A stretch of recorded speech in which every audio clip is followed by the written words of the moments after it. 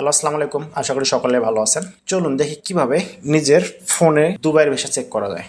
তার জন্য আমাদেরকে জাস্ট কোথায় যেতে হবে? গুগল ক্রোমে। ওকে, গুগল ক্রোমে গেলাম। জাস্ট আমরা লিখবো দুবাই ভিসা চেক। ওকে, একদম সিম্পলভাবে আমি দেখাবো যাতে জন্য আপনারা সবাই পারেন।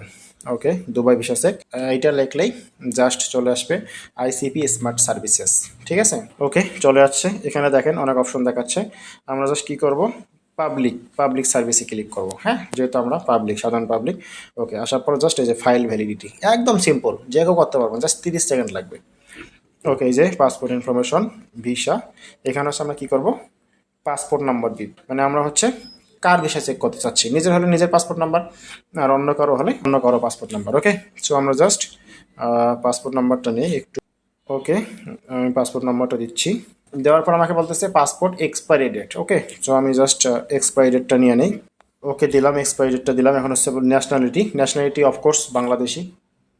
ওকে, আমি জাস্ট বাংলাদেশ সিলেক্ট করলাম। সিলেক্ট করার পরে আমরা কি করব? আই এম নট এ রোবটে ক্লিক করব। ক্লিক করার পর জাস্ট সার্চ করব। ওকে, এই দেখেন সার্চ করলাম। সার্চ করার সাথে সাথে কি দেখাচ্ছে? আইডেন্টিফিকেশন ইনফরমেশন, ফাইল নাম্বার দেখাচ্ছে, এমিরেটস ইউনাইটেড নাম্বার দেখাচ্ছে, এমিরেটস ইউনিফাইড নাম্বার দেখাচ্ছে, ফাইল স্ট্যাটাস কি?